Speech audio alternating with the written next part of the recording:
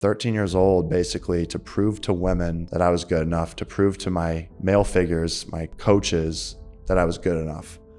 And how I did that was by going to the highest level. I went all the way to the NFL. That drove me all the way there. I went to a house, 5 guys and 5 girls. At one point, the girls tell us all to take off our shirts and flex. So we all take off our shirts and we're in a line and we're all flexing. And I'm like at the end of the line, all the girls are oohing and ahhing at those guys. And they're touching their muscles and all that. It gets to me and I'm flexing. And one of the girls goes, "Flex." And everyone started laughing. That was the beginning of my body dysmorphia. It just ate at me. I was like, "You're not good enough. You're friend zoned," because like they are looking at your body. They think it's disgusting. I was like, the solution is to get bigger and stronger and lose this fat. I stopped eating as much. Because I thought my stomach looked disgusting. I'm working out 2 hours a day and I'm getting more agitated because I'm like, I'm working out more than all my friends, yet my body doesn't look as good as theirs. And I'm like, what's going on? And so then I start to think I'm just meant to always be this ugly dude that just like can't get it right. I went all the way to the NFL. That drove me all the way there. Was like, I will be good enough in the eyes of my coaches and my male colleagues if I go to the highest level. So I did. I worked out relentlessly. My work ethic is what always kept pulling me and holding me into those environments and then pulling me higher. And then when The Bachelor came around, it was like, there's my ticket to, basically be the most sought after man in America and get the validation from women. I was one of the most disliked bachelors, and it caused me to receive a lot of negative attention. And that's where I ended up realizing that, like, Clayton, you've accomplished all this, but you'll never be enough. Like, this chase for accomplishments was never going to bring peace and was never going to bring validation. Thank you for listening to the Generational Health Podcast. Today I had the opportunity to sit down with Clayton Echard, formerly known as The Bachelor, and currently a cast member on The Perfect Match on Netflix. We had a really good conversation about men's health, mental health, talked a bit about his upbringing, his family, kind of what shaped him to the man he is today. I think you'll find our conversation very interesting, especially for young men trying to find out who they are and be their authentic self. As always, I want to thank Hiva Health, our main sponsor, making all of these podcasts possible. If you have any interest in medical weight loss, hormone replacement, longevity treatments, peptides, and other wellness treatments and programs, please give them a look. Thank you. Welcome to the podcast. It's awesome to have you here, man. And absolutely appreciate you taking the time to come down here and sit with me for an hour and talk through all the crazy stuff that you've been through. Yeah. But I think that's pretty cool. I think too many of us grow up and we try to be grown-ups and we lose sight of just the kid that's in us. And it's been fun to see you kind of evolve and change a little bit over the last few years. Yeah. It's actually kind of funny because my wife sent this to me. So when we were talking about podcast guest lineups, your name came up and she's like, "Oh, we met him." And I was like, "We did?" She's like, "Well, I did." And I don't see if you can pinpoint where this is. Is that the Rose Bowl? That's the Rose Bowl. So that's my wife and my sister-in-law at the Oh Rose my Bowl. gosh. You were sitting like 3 rows behind us maybe. Yeah. And they're just like, "That's The Bachelor." And they shamelessly went and they were fangirling over you. Well, so I had to leave that game because that was probably the most chaotic it ever was as far as the attention that I was receiving. Like right then. Right before the first episode, I was on the Rose Bowl, like the float, which was super cool. I was taking it all in. I remember I was on the float and we go by the Ohio State cheerleaders. They're on their own float. They went crazy, screaming. I'm like, this is my life. This is wild. This was before the show aired. So once it started airing, then there wasn't as many women, screaming for me out of excitement, but it was an awesome time. But I had to leave that game early because I had so many people coming up to take photos that the guy behind me was getting mad, and rightfully so. He's like, "Bro, I paid money for this. I'm sorry, I don't know who you are, but like also I can't have you keep standing up." So I had to leave, but but it was I wasn't upset about it. I didn't care to miss the game, although it was an incredible game. It was a good game. Awesome game. But I do have to say, you were super cool. Like they were, coming up. I could see how that could be super annoying for people to just be like, "Hey, can I get a picture with you?" And you're trying to watch the game. You got people behind you that are annoyed, but you were just super cool and took a picture with them and they were pumped. So anyway. Yeah, I think I was raised right. It's the Midwest mentality where I was always taught to be humble and to just put the work in. And that's one of my best talents is I'm a very hard worker and very resilient. But I always approach it. Somebody had mentioned this to me, and I carried it with me. They said, treat every person that comes up to you like they're the first person that came up to you, not the 50th, not the 100th, because they might be the 100th person to come up to you that day, but they're meeting you for the first time. Yeah. So if you treat them like they're the 100th person that's coming up to you, you're going to maybe be like, oh, look, I'm tired. I've been talking to people all day. Well, that's the way they're going to remember you. So I always remember or keep it in mind. I'm like, treat them like it's the first person that you've talked to today. And then the second that I feel burnt out, I'm like, go home, remove yourself from the environment, because I don't want to give somebody anything less than my 100%. That's cool. What I remember from that game, at least, so they lost the University of Utah. That's who I was there to support. Okay. My dad went to Ohio State, so we were cheering for Ohio State. So we were there with a Utah crowd, but I do remember that you were wearing a turtleneck. I was about to comment on that. And it was like 100 degrees outside. I was going to say that looked so out of place. I mean, that's probably why people were like, first off, looking at me, Who is this guy? Who is this dude wearing a freaking turtleneck to in a game? Like, this is way too formal. Yeah. I had a jacket on. So that's what this is the reason why.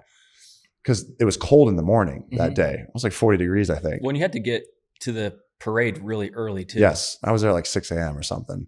And I remember it was super cold because they gave me these leather black gloves.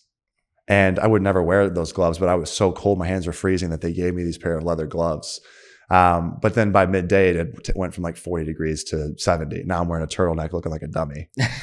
So I didn't have a change of clothes. You look famous. Who wears a turtleneck at a football game when it's 100 degrees out? It's got to be a famous guy. Some freaking bachelor dude that is just getting into the storm of it all and has no idea. Well, maybe tell me a little bit about where you're from. You said the Midwest. What was your childhood like? I'm just thinking about our audience, and there's a lot.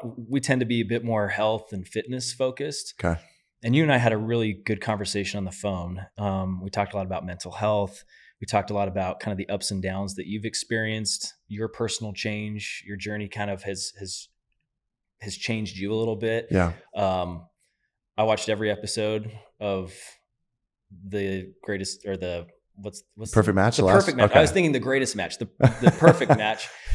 Which good on you, man. So I watched every episode. Sorry. Went through all that. sorry you had to watch all that. No, but what was interesting is seeing how different you were from that time versus where I had seen you before on The Bachelor. We can talk a little bit about that, but I would just love to know a little bit about your past, like who you are and your family life and where you grew up and what got you to where you're at today. Yeah. So I grew up in a town called Eureka, Missouri, which is 40 minutes west of St. Louis. Population of about 10,000, but it felt a lot smaller than that. It was a Friday night lights environment. Everybody in the town showed up to the football games, and that's what, felt like you wanted to be a part of that. You wanted to be an athlete, and really every kid when they're young, I mean, they want to be an astronaut, or they want to be an athlete, or they have these dreams to be great.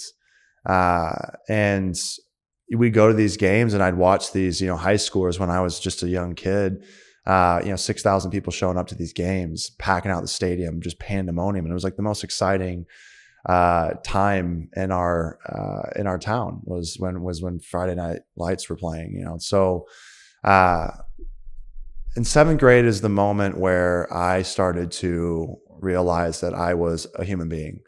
I say that because prior to that point, I think you're just a kid who lives. You don't really have any type of mindfulness going on. You're not really aware of your, consciously, you're kind of just going through the motions. You're going where your parents tell you to go. You're doing what they tell you to do.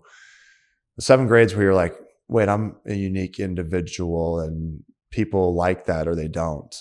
I grew up in a household of 2 younger brothers, and we competed on everything.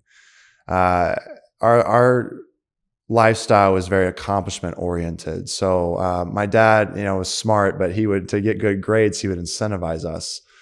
$5 for every A, $3 for every B, and no money if we get a C.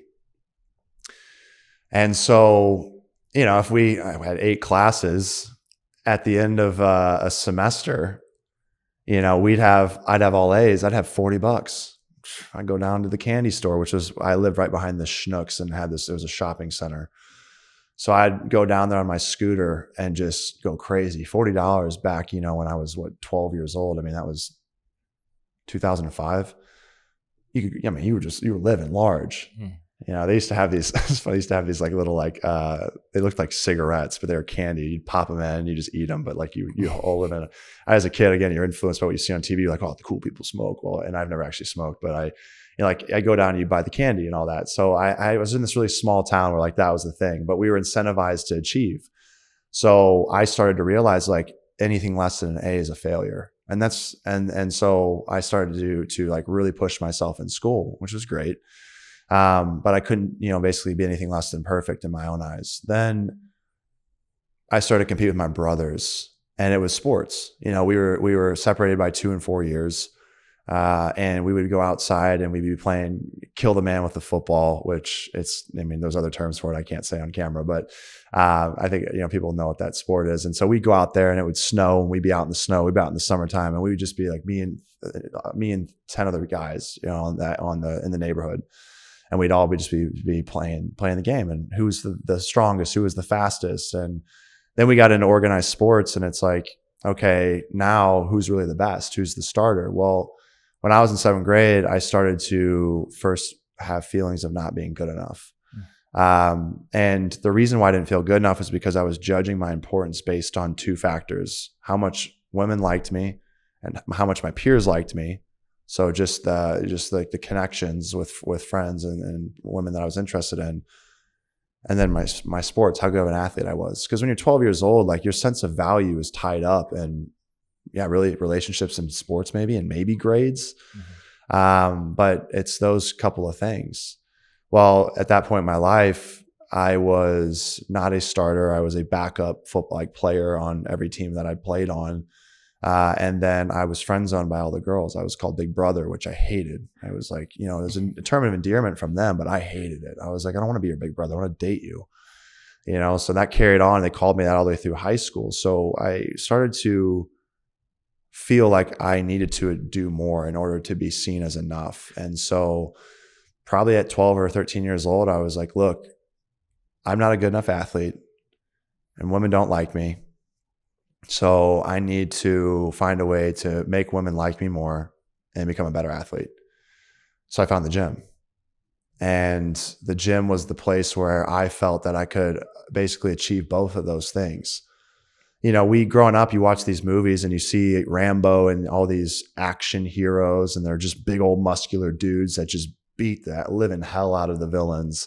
Superman, and it's like Hulk. And you see that as a kid growing up and you're like, man, like that's what I got to be. I got to be that, I got to be my own Hulk and my own story. So I just was 2 hours a day, man, every single day from like 12 or 13 years old in the gym, just 7 days a week. And what started to happen is I started developing really bad body dysmorphia because I worked out a lot, but my body's just always looked a little bit different. I think there's a term for it, an ectomorph, or I don't remember which one it is, but I store a lot of my fat in my stomach, but I don't store it elsewhere. But I've always had a little bit extra. I've always just had a little bit more in my midsection. So I'll never forget when I was 13 years old, the point at which I really started struggling with body dysmorphia was I went to a house and it was like 5 guys and 5 girls. We invite these girls over that we all had crushes on. And at one point, the girls tell us all to take off our shirts and flex because that's what 13-year-olds do. And so we all take off our shirts and we're in a line and we're all flexing. And I'm like at the end of the line, all the girls are oohing and ahhing at those guys and they're touching their muscles and all that. It gets to me and I'm flexing. And one of the girls goes, flex. And everyone started laughing because like I wasn't as defined as those other guys. My midsection was a little frumpy and they all laughed and that was it. Then they looked at the next guy and they touched his muscles and that was the end of it. But like that was the beginning of my body dysmorphia because it just ate at me. I was like, you're not good enough. You're friend zoned because like they are looking at your body. They think it's disgusting. So I was like, the solution is to get bigger and stronger and lose this fat. I developed a I would call it an eating disorder. It never was diagnosed, but as I went into high school, from 8th grade to freshman year, I lost 10 pounds, which, at that age, you're supposed to be a growing boy. I stopped eating as much because I thought my stomach looked disgusting. And so, but I was still working out all the same. So I'm working out 2 hours a day and I'm getting more agitated because I'm working out more than all my friends, yet my body doesn't look as good as theirs. And I'm like, what's going on? And so then I start to think I'm just meant to always be this ugly dude that just can't get it right. I now know, obviously through fitness and nutrition, that I wasn't giving my body enough calories. So I was starving my body, destroying my metabolism as I was growing. It's abs are made in the kitchen. But even now, I'm 10% body fat or 11%, I think I just checked. And I've always just had a little bit of more stomach fat. But I didn't realize that as a kid that that's just the way my body is. So I thought I could force a change. And so I went on this mission, from 13 years old, basically to prove to women that I was good enough, to prove to my male figures, my coaches, that I was good enough. And how I did that was by going to the highest level. I went all the way to the NFL. That drove me all the way there. Was I will be good enough in the eyes of my coaches and my male colleagues if I go to the highest level. So I did. I worked out relentlessly. My work ethic is what always kept pulling me and holding me into those environments and then pulling me higher. Once I made it to the NFL, I got cut. I didn't even care. I was like, all right, whatever. I did it. You can't tell me I suck at this point. I've went to the highest level. There's no higher level than the NFL, and so I didn't care. I realized at that point, I was like, but I don't even care about football. I just did it to just basically receive the validation that I was seeking.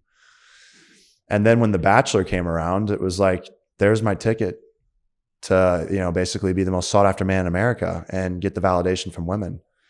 Fortunately for me, I became one of the most hated bachelors. And that was actually a good thing, because had I been liked, I would have kept seeking external validation.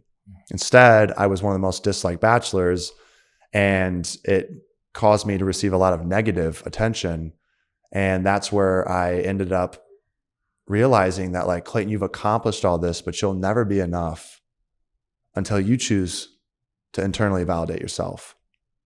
So I needed to fail at the highest level in order to realize that this chase for accomplishments that I had been going on my entire life, that was hardwired into me as a kid, was never going to bring peace and was never going to bring validation.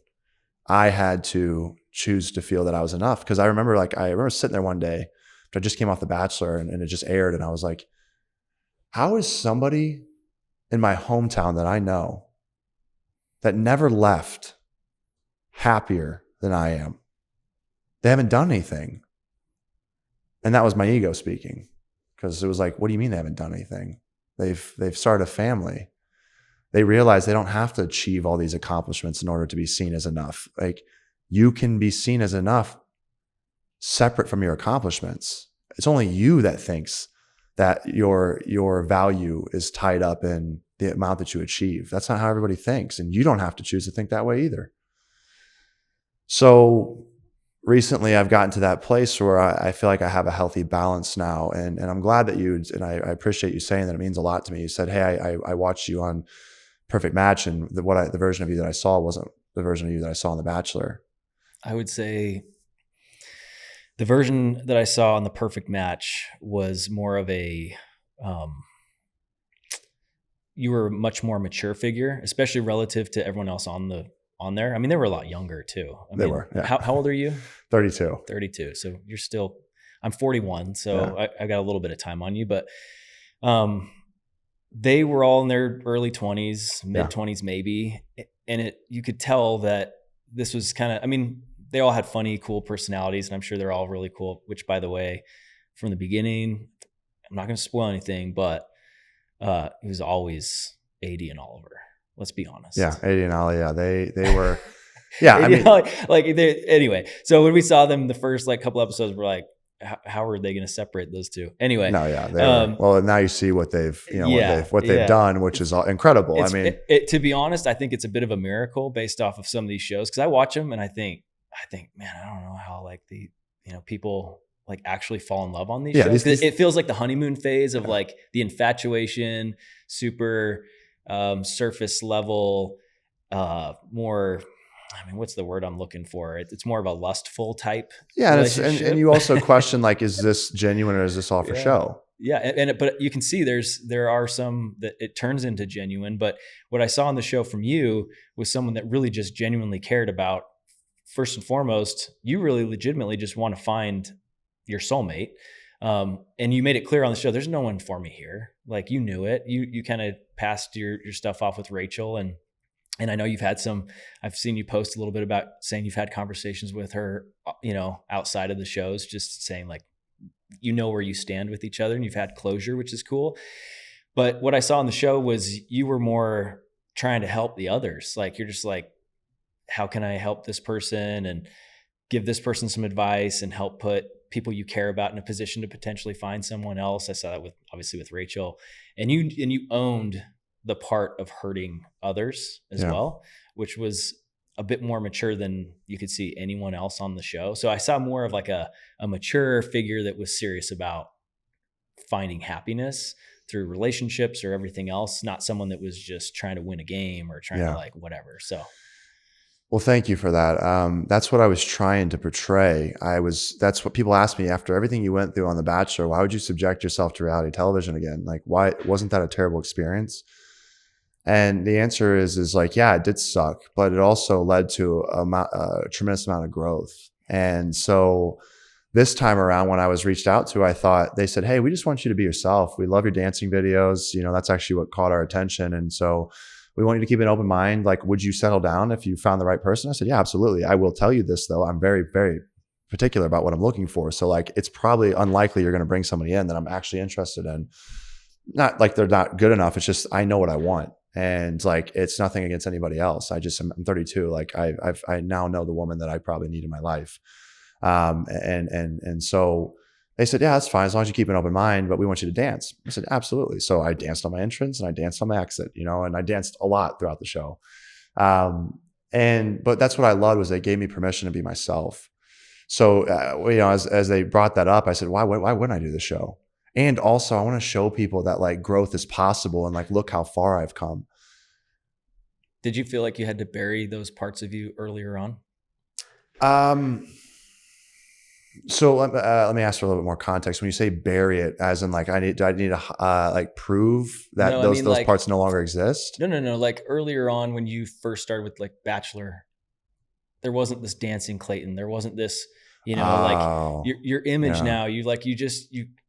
Was it kind of like a surface level version of you that you felt like you had to bury, the fun dancing part of you that was natural and being yourself? Yes.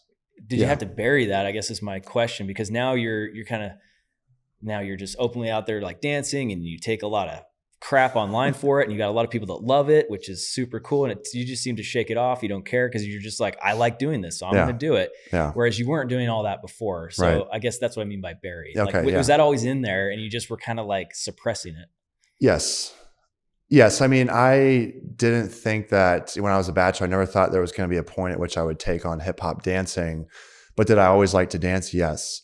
But I would always dance behind closed doors. I would dance in my house, when I was meal prepping, and on a weekend, I would just jam out to some music and bop my head and try moves. This goes all the way back to my very first memory of me dancing was my parents bought on DVD You Got Served. I don't know if you remember that movie.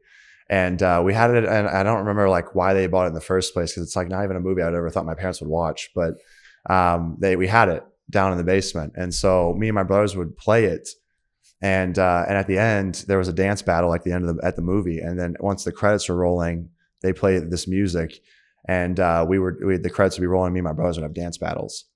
And that was my earliest memory of like dancing. And I thought how fun it was. But then what happened is, as I got older, I would go out and to bars and such, and I would dance. And I remember 2 times that basically stopped me from dancing. I went out and I was dancing. I was just swaying back and forth. And I remember that I was in LA.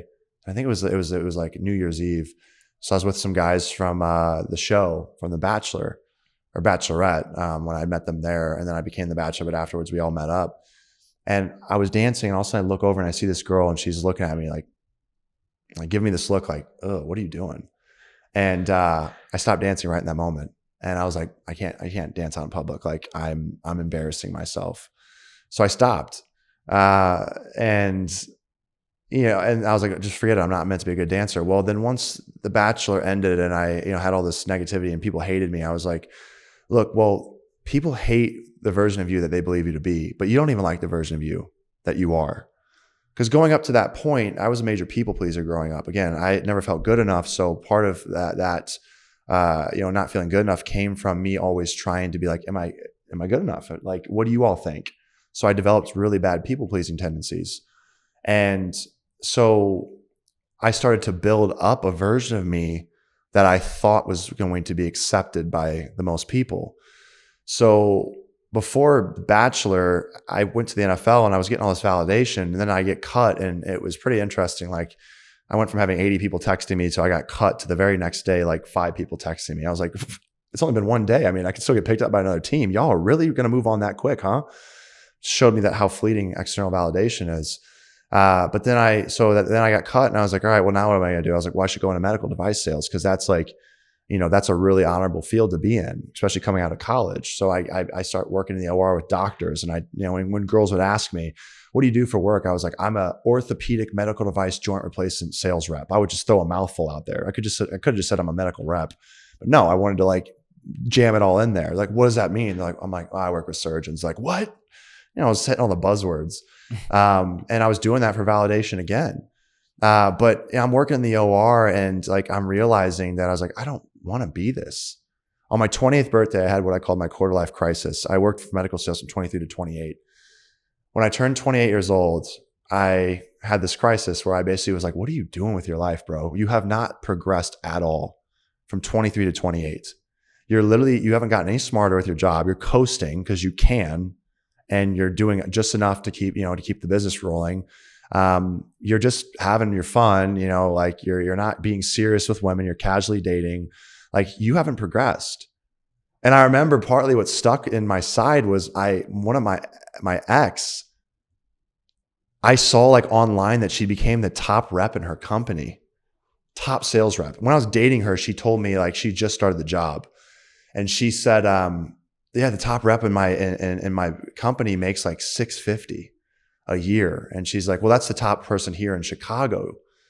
And I was like, that's crazy. Well, then one day she posts, like 5 years later, she posts that she was the top rep in the entire company. And I was like, holy shit, she's been doing a lot. Like, I remember when she used to be like, like basically like crying because people were screaming at her on the phone. And she's like, she was making cold calls, which I remember like thinking like, why do you subject yourself to this? Like, I'm over here working in the OR, and you're over here doing cold calls for some, like, I don't know, what are you doing? Like, I feel terrible for her. Like, my ego made me think that I was doing more than her.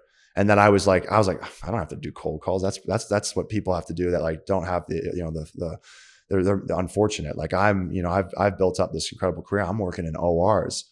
Now I understand that cold calling is like probably one of the toughest skills that you can ever acquire. And it's one of the hardest things you can do, but it's also one of the most fruitful things you can do. Because most people won't do it. And I've done it now since in the last couple of years of my life. It is hard as shit. Well, she stuck with it and became the top and the best at it. So when I saw her make that post, and she was like, I was toward the top in the company, I was like, dude, what are you doing? Like, everyone's passing you by. You can't die here in Missouri. This can't be your life. So that's where I said, like, I was like, man, I have been in autopilot the last 5 years. I need to wake up. And so I was like, what am I going to do? I was like, take a risk. Well, at the time I was like, well, I just need to switch jobs and move to a different city. But timing is everything. And I think the universe makes no mistakes. As I'm starting to look for a new job, I get a DM from a recruiter. Hey, we found your profile. Have you ever considered coming on The Bachelorette? And I was just like, because I was looking for a new job, I'm like, I'm going to entertain this, but I'm not going to actually do it.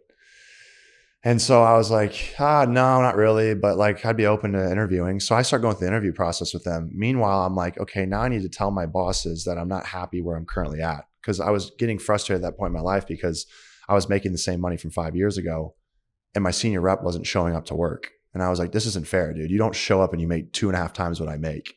So I basically pulled him into a meeting one day, and I said, we need to restructure our salaries. If you're not going to show up, for more than 1 hour a day, and I'm in the OR for 10 hours, that's fine. but we need to take this from a 70-30 split to a 60-40. He basically told me to go F myself. And I was like, okay. I said, how about 20 grand more? I'm just going to ask for a $20,000 raise. And then we go at 15 the next year and beyond. He said, no, you got to earn it. And I find it to be so crazy. The reason I share that story is because $20,000 is the reason why I went on The Bachelorette. If he had just said yes to 20K, I would have just told that recruiter, hey, I'm not interested. Blessing in disguise. Universe doesn't make mistakes. It knew that that was the threshold. It just needed that little roadblock where I couldn't get past it. Because it was an ego thing too. You're not going to pay me $20,000 more for all the work that I'm doing. You don't value me. Why the hell am I here? It's the best thing he ever did. His stubbornness, basically put me on this career trajectory. So I decided to take the show up, the offer. Didn't think I'd ever become The Bachelor. I just showed up and I was like, I guess I'll just do this. Like I just left my job. So like I got nothing to lose. And so I was able to kind of relax, even though the environment was super freaky. I remember the first time I stepped out of a limo on The Bachelorette, there was 10 cameras on me. I couldn't even see The Bachelorette because there was so many like cameras. It was so bright. And I walk up to her and I don't remember if I said my name. I was just like, oh, what the hell am I doing? And I tried to leave 6 times the first night. But again, the universe makes no mistakes. I tried to leave 6 times because I was so out of my element. Like this guy comes walking in and he's like, hey, I'm Pizza Pete. And I was like, oh, these guys are made for reality television. I am way out of my element. I need to get out of here. So I start trying to find my producer. Couldn't find her. She's nowhere to be found. I start asking other producers, can you go get Jess? Like I need to talk to her. And they didn't send her. I think they knew I was trying to leave. And they're like, just don't go. Don't go to him. Like let him sit through this. So in the meantime, while I'm waiting on her, I'm like, well, I might as well like go mingle. I don't want to sit here in silence. So I start talking to the guys and then hours are passing. Then all of a sudden it's just like, boom, rose ceremony. I'm like, all right, well, I guess I've made it to the rose ceremony. So I guess I should just sit through this. And she gives me a rose at the end of the night. And I'm like, oh, okay. Oh, cool. I didn't get sent home night 1. I guess I'll stick around for another day. And then the next day wasn't as scary. You wake up, you're like, okay, and now it's not as freaky as night 1. I'm more relaxed. These guys are chill. And so I started to settle in. But I just find it to be so fascinating. If they would have just been like, yeah, okay, he wants to talk to Jess. Hey, Clayton, what's up? I want to leave. And to be honest with you, the reason why I wanted to leave was because I was afraid that I was going to get sent home night 1. And my ego was very afraid that if I got sent home night 1, I'd be seen as a loser. And so I was like trying to basically remove myself from that potential to occur. But again, the universe had other plans, thankfully. So I just stuck around and then that led to, me starting to open up, and the show was like, we love you. We want me to be the Bachelor. A lot of these guys, not all of them, but some were pining for the role. I never was, because I was just like, and I was like, dude, I'm just here. I'm just going to be, I'm going to try to be myself, but I was still holding back. But then I started to open up, and the producers saw like, yo, this guy's got a lot. Like he's actually a very multidimensional person. He like once he opens up. So they made me the Bachelor. But that version of me on The Bachelor was still like, I was like, okay, how do I be the Bachelor? How do I be the guy? Not Clayton. How do I be the Bachelor? And then, when the show aired, everyone's like, you're the Bachelor. Nobody ever called me by my name. I get called Colton, the other 6'5" white dude that played, in the NFL and then was the Bachelor. I get called him more than I get called my own name. So I started being called, you're the Bachelor, you're the Bachelor. So like, it was never Clayton. It was always the Bachelor. And that's where I tried to fit this image. But once I was destroyed and everyone hated the Bachelor version of me, I was like, well, that's because you weren't even being your full authentic self. So how about you start being you, and whatever it is you want to do, go do it. And that's where dancing came in, because as I started building back up the real version of me, I was like, well, if I didn't care about other people's opinions, what would I be doing? Dancing. I was like, okay, dancing. Let's do it. So I go into my brokerage, the first brokerage that I joined when I came out here for real estate. And I'm like getting to know my other, the other agents. And I go, hey, you guys know any studios around here?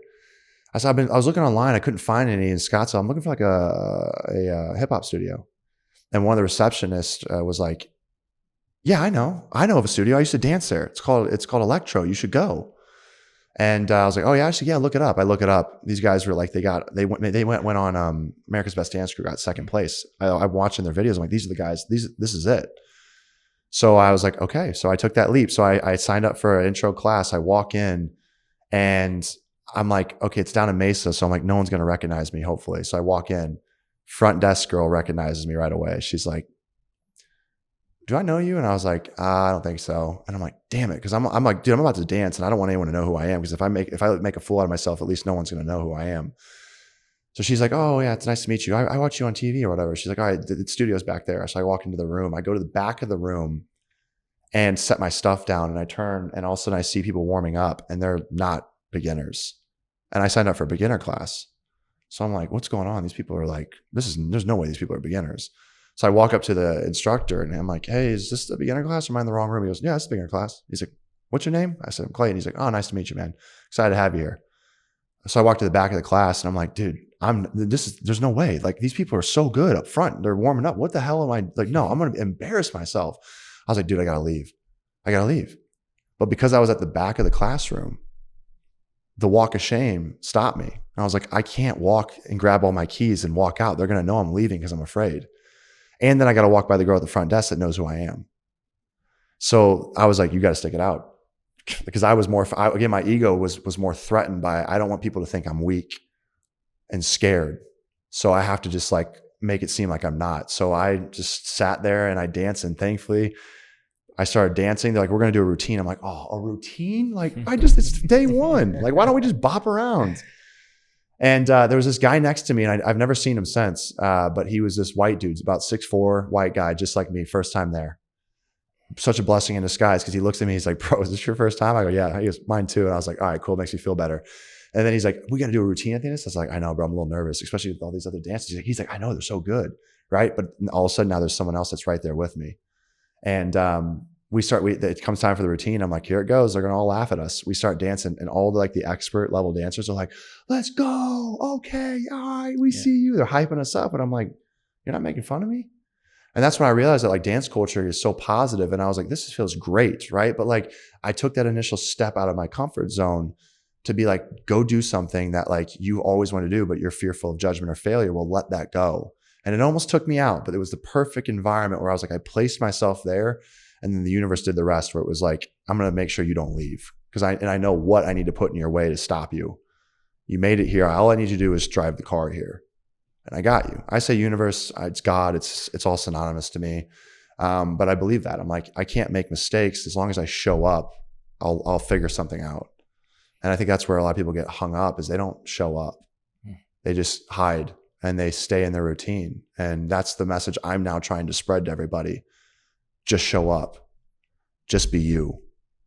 Be authentic, and you'll get to where you want to go. I think there's a big problem with this right now. I mean, you mentioned accomplishment-based upbringing. I kind of synonymous word for that would be a meritocracy.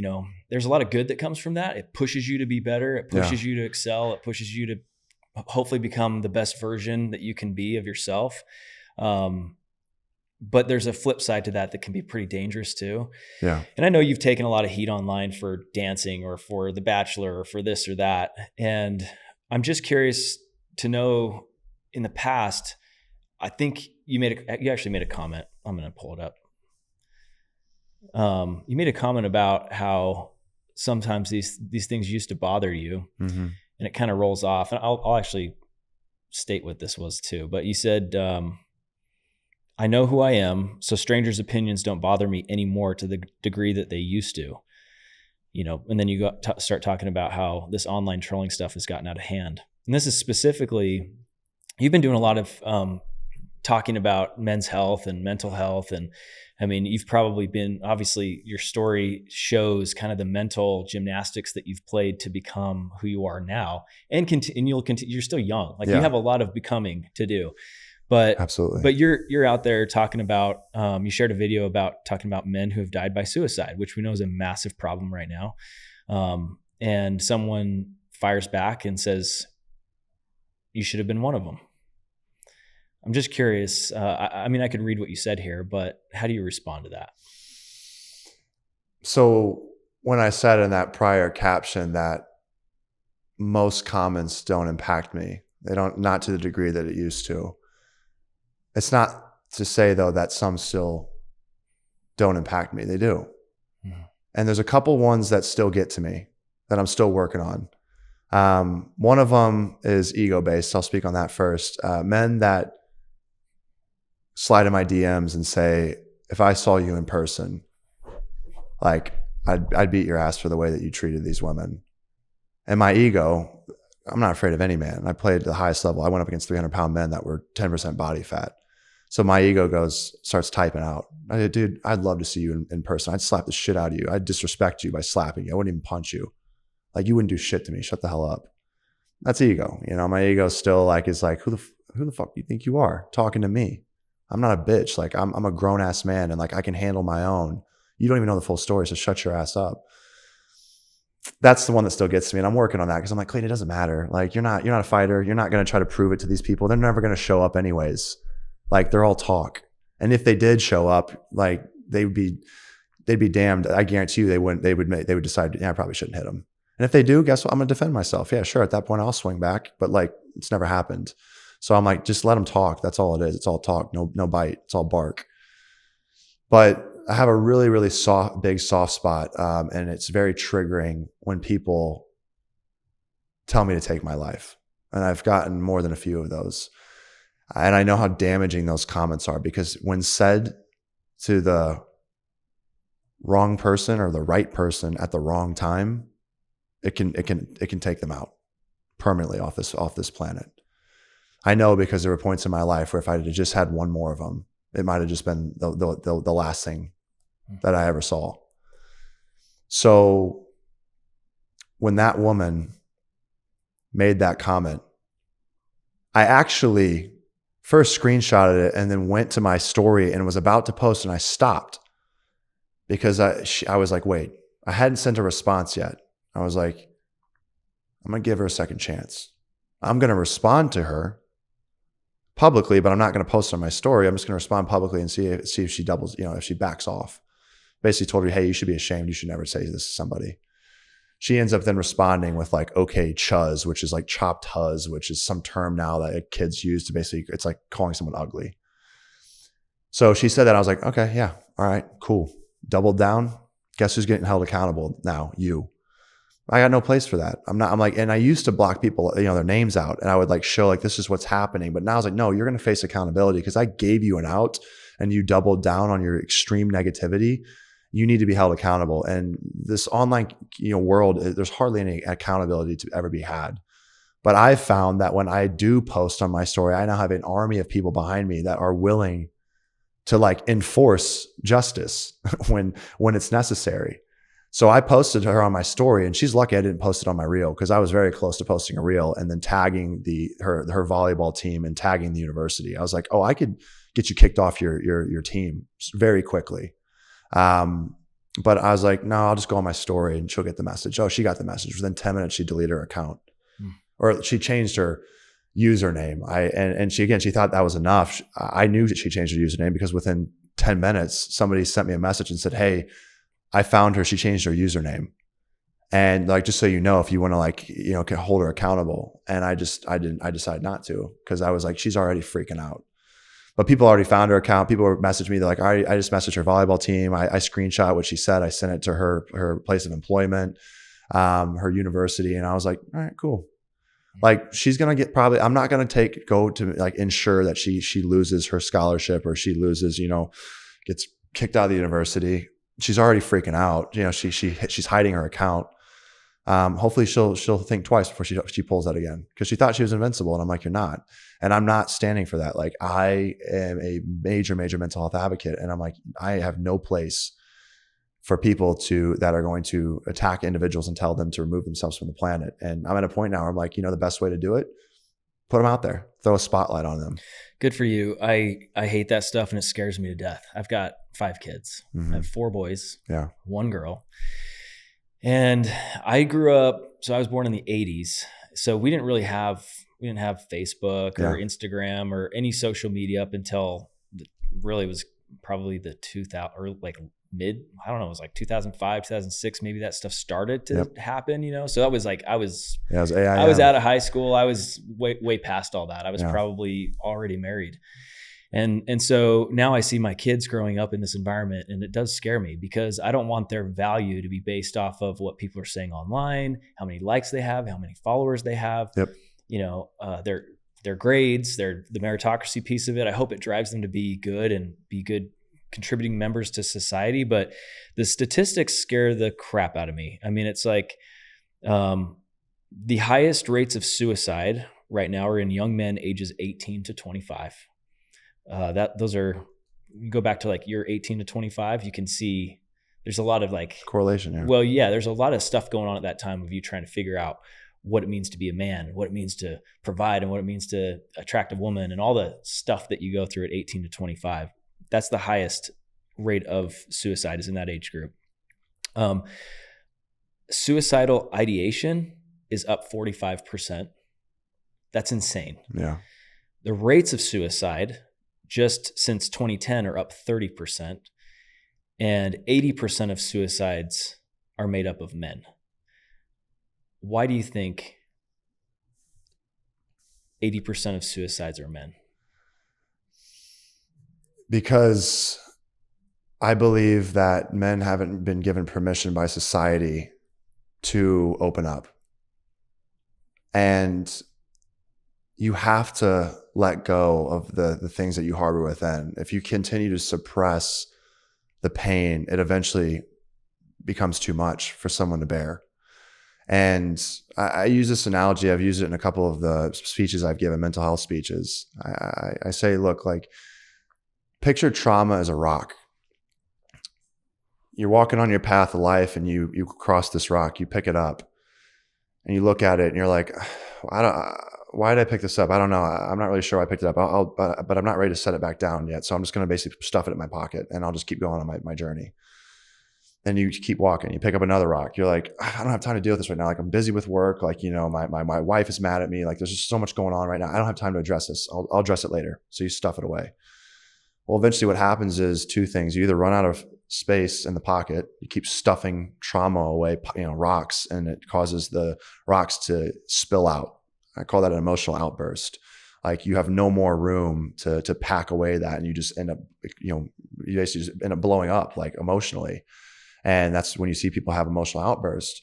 And then they end up doing, something drastic. The other thing that can happen is, like, you keep stuffing the pockets, and eventually the pocket's lining becomes overwhelming and it rips, and it effectively destroys the function of the pocket, which is to hold things. And it's like, it now renders it useless. It no longer is operational.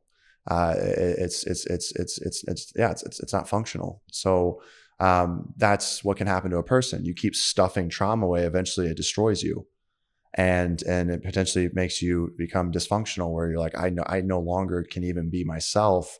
I can't handle this weight anymore. The weight of the world is on my shoulders, and the only way out is to basically to take these pills or to take this weapon.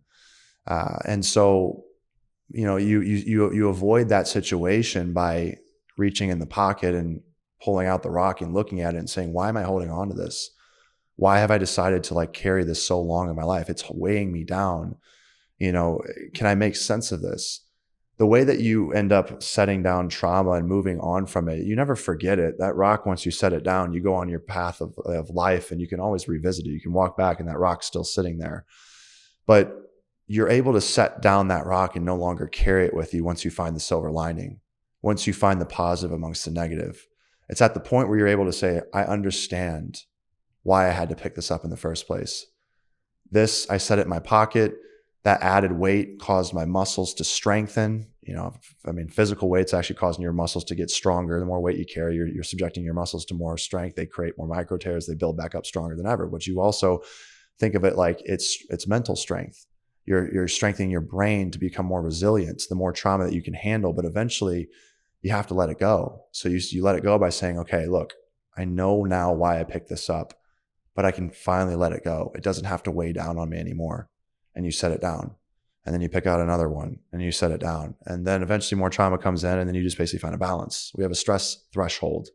Some of our pockets are deeper than others. Some people are like, look, I can stuff 10 pockets. Other people are like, look, I only have one pocket, and it's 2 inches deep. And the reality is there's no right or wrong way to go about it. We all have to tap into ourselves and say, how much stress can I handle? How deep are my pockets? And that's where you'll figure that out. Like, I can operate at this level of stress. I always have stress in my life. I could choose to remove it all, but then life would be easy. So I found my stress threshold. I know exactly how much stress I can take. And whenever there's too much, I'm like, time to address something.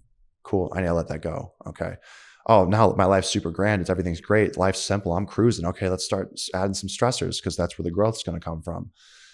But growing up, again, going back to my original story, is like men were raised to see Rambos and The Rock and these athletes, and do you ever see them cry in the movie? And if you see them cry, it's like the manliest one tear, after they just slaughtered an entire army, and they're just like, there's one manly tear, and you're like, that's what we're shown as, like, that's what a masculine man is. So we were all basically, my generation, and generations even before, were taught that like men are able to handle their emotions and they don't show them. So now we're taught to suppress them, and that's not the answer. Healthy masculinity is getting men to speak up. And there's a balance. Like I found that I started just expressing all my emotions online, and I started turning away women that I would actually want to be with. But I understood as I talked to them, they said, hey, look, like, I love that you're speaking up about this. But also then, like, my concern is that you're not healed. So I'm looking for a man that's going to grow with me and take on the world, the two of us hand in hand. And you're at a place right now where, like, you're not ready to attack, fight back. Like, women want a certain level of strength as well, right? So it's the balance. It's about being able to show emotion, but also being able to handle it and be able to work through it yourself. It's creating that strength, like, that shows a woman, like, hey, I can support you in the family. I can take this on. And there's a lot of, like, stress on men these days to be the breadwinners, especially with social media now. It's like, now you see all the most successful men out there that have the Lambos and the beautiful women, and they have the big house. And especially when you live out in Scottsdale, like, some of these environments, you start to compare yourself. And it's like, if you drive a Volkswagen, like, I could never be with a man that drives a Volkswagen. Right. Well, that's the wrong type of woman. I don't want that woman. But my brain goes, damn, I got to get better. Like, all these guys driving around here got Ferraris and Lambos, and like, so I got to rise to that occasion. So the pressure, it's like, you got to be a 10 out of 10 now. Like, there's a lot of women out there that are looking for the perfect man. And it's like, we used to not know what that was because we were only comparing to other people in our hometown. You'd maybe only, like, before social media, it's just like you're comparing to your competition is just the other, 20 dudes in your grade or whatever. Now you're comparing to thousands of men online, and the algorithms are set up to where the second you click on one of them, it's going to feed you on your explore page another 20 men that look just like him. So then you click on them, they click on them. Next, 2 hours of scrolling, you just looked at 100 men that have more than you, quote unquote, and you feel insufficient. That's the danger of social media. Is like, before social media, you didn't have that. Like, you probably, there wouldn't be 100 other men that you could see within the span of 10 minutes that have more than you, because you'd see the same people over and over for years. So competition has risen, and now all of a sudden it's like, women are expecting more out of men, and vice versa. Men are expecting more out of women too. But, like, at what point have we become unrealistic? And I think that's where, like, men feel this insane pressure to, like, a woman, especially out here in Scottsdale, like, so there are not all Scottsdale women, but there are some Scottsdale women that, like, they want a man to make minimum $300,000, and they want to be able to, like, go to the gym and live their life and travel the world, and she'll have children and raise those children, but she doesn't want to work. And it's like, but she wants him to provide everything for her. And I've had women that are like, if you don't make more than 250, it's not, like, that's not enough for me. So now, like, men have to basically become the top 1% in everything. Oh, by the way, you also need to be over 6 foot. Look at the dating apps. Like, girls literally will cross the dating apps. They'll be like, must be at least 6 foot. Well, that's not a guy's fault. He can't do anything about that. It's also a really low percentage. Low percentage. Yes. But right now, because women, they see, like, I want, a Taylor Swift, Travis Kelce relationship. Well, yeah. Wouldn't we all want that, right? Like, I mean, Travis Kelce's in the top 0.0000001% of men, making millions of dollars, 6'5", seems like a great guy. I watched his recent podcast with him and Taylor, and they're super down to earth. I'm like, wow, they're awesome people. Like, they're not stuck up. They seem very humble. And Taylor is, like, the biggest, singer of all time, basically. So, like, of course, that's what we're looking at, is two people that have succeeded at the absolute highest level that they could. We all, of course, want that, but it's not actually realistic for the majority of us. And look, I'm not saying that to downplay myself. I'm like, I hope to one day become that successful, but if I'm not, it's okay. Like, I'm already successful enough. I'm already winning. But there's this unrealistic expectation that's placed on, men by women and other men as well. Like, bro, that's your car? That's weak, bro. You drive a Volkswagen, but you only make $100,000, bro. Like, what? Like, you're broke. Like, that's the mentality. So when I came out here, I was like, holy shit, I got to rise to the occasion. And I have. I've made more money and all this, that, and the other, but whatever. I realized, I was like, wait, but now I understand like the right woman's not going to care about those things. But like, man, the expectations have risen drastically where like men are like, how do I do this? Yeah.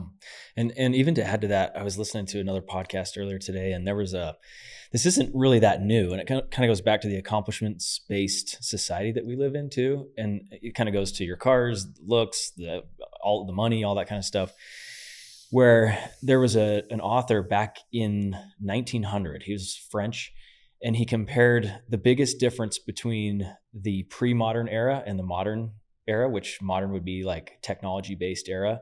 So in the pre-modern, you're looking at farmers, agriculture, living on your little farm, taking care of your family, all that kind of stuff. Highly religious, like everyone had some religion back at that point. Yeah. And then now this modern era, the biggest difference between the two was people taking their own lives. That was what he found was the largest difference in society. And then he kind of, people have dug deeper into that to figure out why this accomplishments-based society, meritocracy has all these wonderful things about it, but it does have these really dangerous trade-offs. And men in particular, trying to be breadwinners, trying to drive the right cars, trying to give their spouse or girlfriends or whoever everything that they want, trying to prove themselves over and over again, their masculinity, all this. But men are also the least likely to seek help.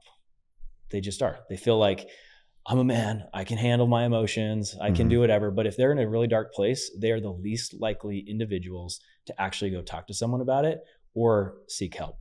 And I think that that's a massive concern for just society in general. And again, it kind of goes back to me, like thinking generationally, my 4 boys, I'm trying to raise them a certain way, and I hope that they're comfortable talking to me about anything, and creating an environment where they don't feel like they have to be a certain way with me. And I want to raise them to be tough men. I want them to have those masculine instincts, but also understand that it's okay to struggle and it's okay to talk about it. And there's there's lessons in the failures. Like failures are nothing more than lessons learned. That was some saying that I heard, years ago. And I'm like, it's so true.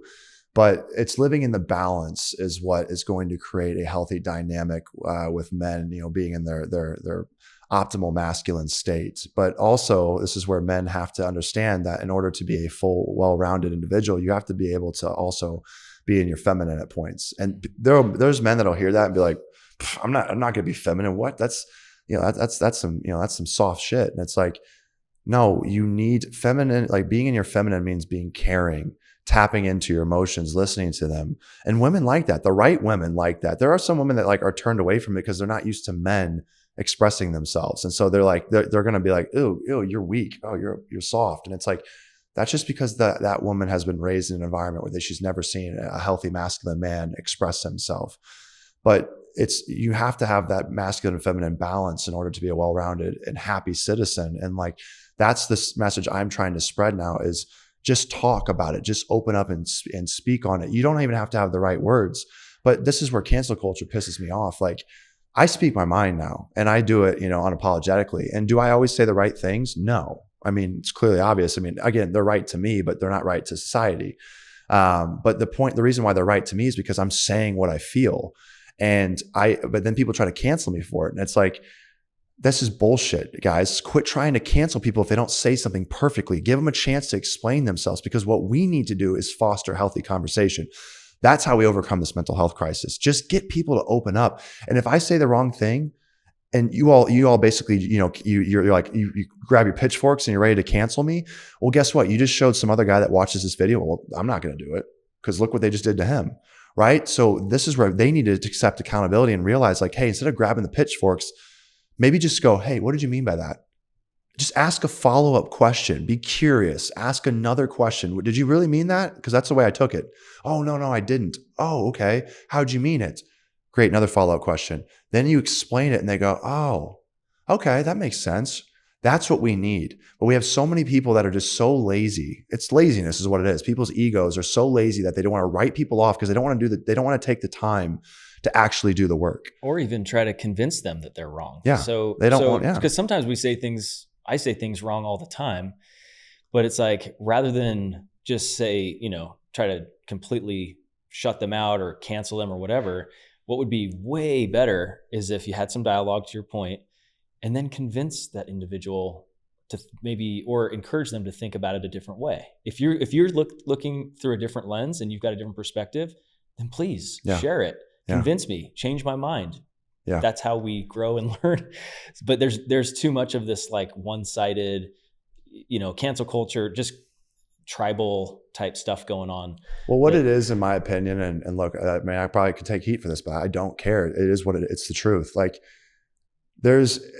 society has made everything more convenient. Everything has become simpler to be lazy.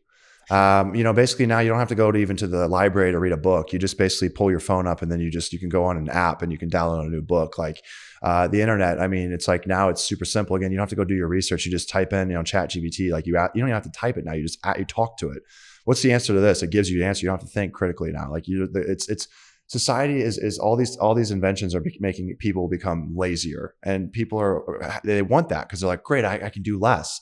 Well, that's become destructive. What's now happening is like basically people aren't thinking for themselves. And again, what's the easiest way to live life? The easiest way to live life is to live it in a black and white perspective. A closed-minded mindset is the easiest way to live, right or wrong. If that's your mentality, to me, this is my opinion, and somebody can probably make a good argument against it.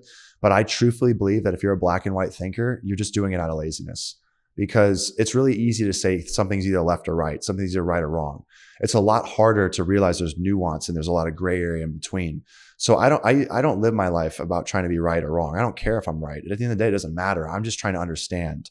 And that's where I'm like, that requires constant effort day in and day out. I am still on this journey to figure things out. Like, and life is fluid. So, what I learned today, 20 years from now may not apply, or even a year from now. And that's okay. And there's some people that they're just like, they get to a point in their life where they're like, I've lived enough life. I'm 50 years old and I know everything. And you can't convince me anything. You're only 20 years old. Wait until you're my age. And it's like, that's such an ignorant mindset. That's your ego basically like saying, hey, I don't want to put any more work in. I've basically created what I feel like works for me, and I'm just going to stay there. And that's laziness. Like that's the way I see it. I'm like, and so that's where, unfortunately, and I've gotten to a point now where I will actually ask questions to see where someone's at, to figure out if they're a black and white thinker. Here's an example of somebody.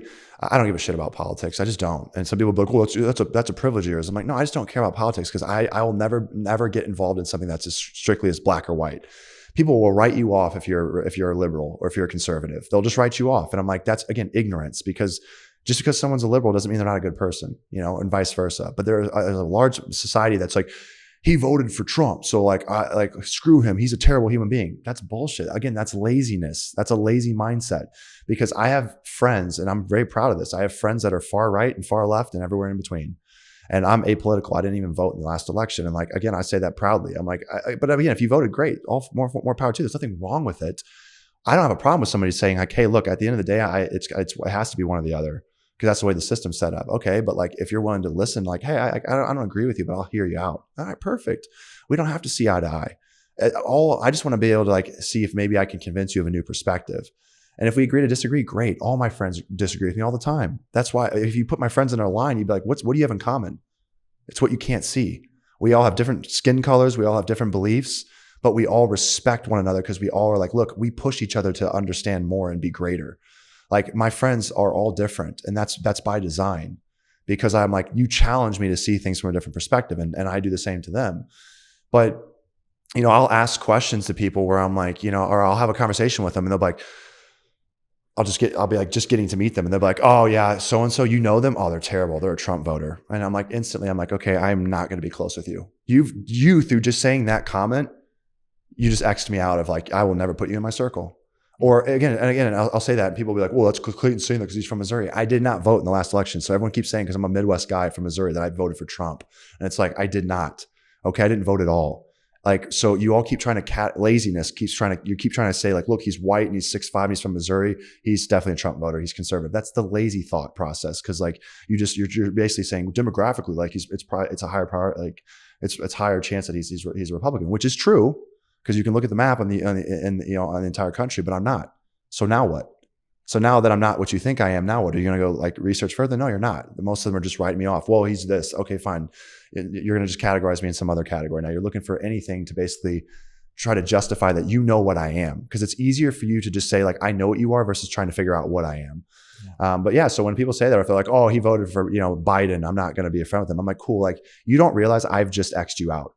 I'm going to finish this conversation and I'm going to keep you far away from me. If I need you for business, then my motive will be keep you around for business. But like, you're not coming in my inner circle. Yeah. All the people in my inner circle are open-minded thinkers. That tribal mentality can be dangerous. It is. It just puts people. I think most of us, there's the extreme right, extreme left. Yes, I think most of us tend to be. We tend to think mostly alike. We all want kind of the same stuff. I think we do. But until you have a conversation, if you just write somebody off and you can't have that conversation, you'll never know that we actually have way more in common than we don't. And most people are too afraid to speak up because they don't want to get canceled. So like, I do agree. I don't think there are a lot of black and white thinkers. There are a lot of people that portray themselves as black and white thinkers because they don't want to portray themselves as a gray area individual and then get scrutinized. So you're exactly right though. There's like, we all want the same thing. Nobody is born on this planet, like unless they have a mental disorder, is like, I want it to basically wreak havoc and be the most evil person and be unloved and be a terrible human being. Like most people don't do that unless they have some type of mental disorder. There's always somebody, but like the majority of people want to be loved. They want to be respected. They want to be seen. They want to be heard. Like most of us want that. Okay. Even if you're Republican, Democrat, we all want that as humans. Yeah. So how do we get there? By seeing and listening to the other people. But instead we go, no, you're a Republican. I'm not going to listen to you. Okay, well, good, great. Now, why would I listen to you then if you're not going to listen to me? Right? That's what happens. And people are fearful, like they're not going to speak up about it. And I'm like, just speak up because it is what it is. I take heat for the fact that I'm apolitical. People are like, oh, it must be nice as a white dude. He doesn't have to be, he doesn't have to like be involved in politics. And I'm like, look, like I just choose not to be. Like I have other issues I deal with, right? Like I'm not absent from issues. It's just like politics to me, it's just a nasty industry that I don't like to be involved with. The last time I voted, it was I was more angry than I've ever been in my life. I would read the morning news. It would piss me off. I'd go into work. I'd talk politics with my coworkers. It would piss me off even more. And I was like, I'm not doing that ever again. Like last time that I was politically involved, it made me miserable. So I just won't do it. Well, speaking about mental health, I think politics gets people riled up and it hurts families. It hurts friendships. And, we just, I don't know. Just got to listen to each other. But I know we're kind of running short on time. Yeah. I am super happy you came on. There's so much I could talk to you about. You've been through a lot. Like you have experienced a lot. You've made it to the highest levels in athletics. You've had various careers. You've been on TV. You've done all this cool stuff. And with it has come a lot of probably personal introspection and learning and negative feedback and positive feedback and all this kind of stuff. I have no doubt in my mind that you're going to find your perfect match. You're going to, I see the stuff you post online and what you're looking for, and you're going to find someone that's perfect for you. And as you continue to become the person that you're supposed to become, I think you've got such an awesome, like bright future ahead of you. Thank you. But before we close, I'm just thinking kind of back to that 12-year-old young man that you were talking about. And it seems like around that time is when you started to kind of have some body issues, image issues, and trying to figure out how to be this certain version of yourself. So maybe as we close, I'd love to know, like, if you were to go back and give that 12, 13-year-old boy any advice now that you've gone this far, what would you tell your 13-year-old self? It's fascinating you asked me that question because Tyler, the podcast I did right before this, you're good, you know Tyler well. Like he asked me the same question, but he asked me for the version of myself from 18 months ago. And so the message that I would give myself though back when I was 12 versus 18 months ago is different. Well, it's almost the same. Tyler asked me and I said I would tell my 18-month past self ago, I would tell him to keep going. And I would say that also to my 12-year-old self, but I would first look at him and say, hey, I'm proud of you. You are enough. You are worthy. You are going to impact so many people. You are a ray of sunshine that is misunderstood, but you have so much love and you have so much to give. You're not comfortable with who you are currently because you're not allowing yourself to be you. continue to fight back against that. Keep letting that sit there in your head. And eventually one day you'll realize that you're ready to take that leap and step out of that comfort zone and become the real version of you. It's going to take time. So give yourself patience, be patient with the process. Know that you're so loved. Spend time with your friends and family. They love you so much. You have no shortage of it in your life. And keep going. You don't have to have the answers. I'm not going to give you the answers. You know, people say like if they could go back in time, they would tell their, you know, here are the winning lottery numbers. Or here's what you need to do in order to win. And I really think if I went back in life, I wouldn't tell my past self the winning lottery numbers. I wouldn't tell him all the secrets and the things that I've learned. I would only do that if I had regrets. But I genuinely love exactly who I am today. And it's like the good and the bad, because like I got here through just doing the work. So if my, 12-year-old self pleaded with me and was like, please, please, please give me the answers. Like, I'm so tired of fighting. I would just tell him like, bro, you're not going to give up though. I wouldn't be standing here if you did. You're going to find a level of resilience that you never would have thought you had within you. And that's going to be the thing that's going to allow you to impact everyone else, because when people keep telling you to stop walking into the fire, you're going to keep walking into the fire because you know that you'll keep coming out alive. And that's going to inspire others. You're going to impact people far greater than you ever knew, but you're going to also find yourself within it all. And I don't think there's anything more beautiful than that. So, I would hope that my 12-year-old self could comprehend the way that I just said that. I think he'd probably be like, I don't know, like, yeah, but I would just be like, hey, just keep showing up. That's it, man. Just know you're loved and know you're enough. Well, you're awesome, man. There's a lot of power in struggle. There's a lot of growth in struggle. There's a lot of growth in trial. So I like that you said, you wouldn't give him the answers. Mm-mm. He needs to earn it. Yeah. And because that's how we grow and that's how we become who we are. And anyway, thanks so much for coming in. Thank you for having me. Appreciate it.